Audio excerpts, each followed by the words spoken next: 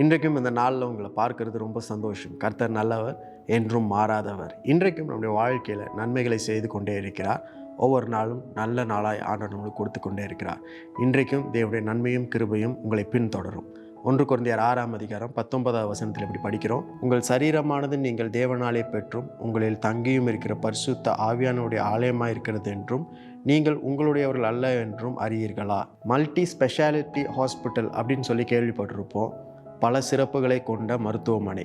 அதே போல் நம்முடைய சரீரமும் மல்டி ஸ்பெஷாலிட்டி இன்ஸ்ட்ருமெண்ட். பல சிறப்புகளை கொண்ட கருவி தான் நம்முடைய சரீரம். நம்முடைய சரீரம் ஆண்டவர் நம்மளுக்கு கொடுத்திருக்கிற ஒரு பெரிய கருவி, ஒரு பெரிய இன்ஸ்ட்ருமெண்ட்.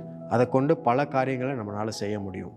அது மட்டும் இல்லாமல் தேவன் தங்குகிற ஆலயமும் நம்முடைய சரீரமாக இருக்கிறது. ஆகவே ஆண்டவர் சொல்லுகிறார், உங்கள் சரீரத்தை கனப்படுத்துங்கள், கவனித்து கொள்ளுங்கள், காத்து கொள்ளுங்கள். நம்முடைய எல்லாருடைய வாழ்க்கையிலும் தேவன் ஒரு திட்டத்தை, ஒரு நோக்கத்தை வச்சிருக்கிறார்.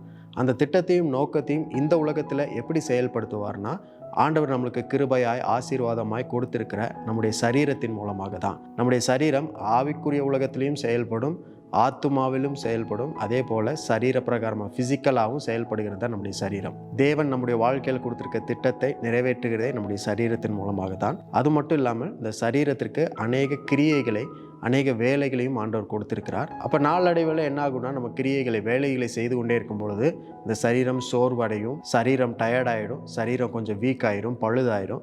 ஆகவே இதை சரியாக நாம் கவனித்து கொள்ள வேண்டியது நம்முடைய பொறுப்பாக இருக்கிறது. ஏனென்றால் இந்த சரீரத்தில் தான் ஆண்டவரே வாசம் செய்கிறார்.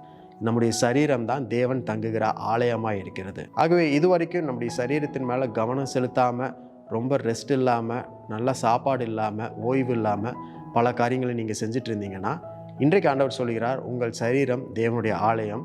அந்த ஆலயத்திற்கு தேவையான எல்லா போஷிப்பையும், ஆலயத்துக்கு தேவையான எல்லா கவனிப்பையும் நீங்கள் செய்ய வேண்டும் அப்படின்னு ஆண்டவர் சொல்கிறார். கர்த்தராகிய இயேசுவே இந்த உலகத்தில் ஒரு சரீரத்தின் வழியாக தான் வந்து, அந்த சரீரத்தின் வழியாக தான் ஒரு மீட்பை, ஒரு ரட்சிப்பை நம்மளுக்கு உண்டு பண்ணினார்.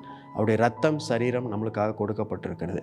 அப்போ சரீரம் ரொம்ப விலையேறப்பெற்றது. உங்கள் சரீரம் தேவனுடைய ஆலயம். ஆகவே உங்களுடைய சரீரத்தை, அந்த ஆலயத்தை அலங்கரியுங்கள், அந்த ஆலயத்தில் ஆராதனை செய்யுங்கள். அந்த ஆலயத்தில் ஆனந்தம் உண்டு, ஆசீர்வாதம் உண்டு, அபிஷேகம் உண்டு.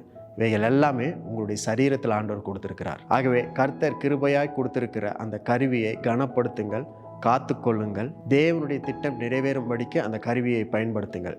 ஆகவே இன்றைக்கும் உங்கள் சரீரமாகிய ஆலயத்தை தேவனுக்கென்று பயன்படுத்துவதற்கு, அவருடைய திட்டத்தை நிறைவேற்றுவதற்கு அர்ப்பணிக்கும்படி, உபயோகிக்கும்படி ஆண்டவர் நல்ல நாள் என்று கொடுத்திருக்கிறார். உங்கள் சரீரத்தை கவனித்துக் கொள்ளுங்கள். ஏனென்றால் கர்த்தர் தங்குகிற ஆலயமாய் இருக்கிறது. இன்றைக்கும் அந்த ஆலயத்தை பயன்படுத்துங்கள், ஆலயத்தில் ஆராதனை செய்யுங்கள், ஆனந்தமாய் தேவன் கொடுத்திருக்கிற சரீரத்தை கொண்டாடுங்கள். இன்றைக்கும் ஒரு நல்ல நாள். கர்த்தர் உங்களை ஆசீர்வதிப்பார்.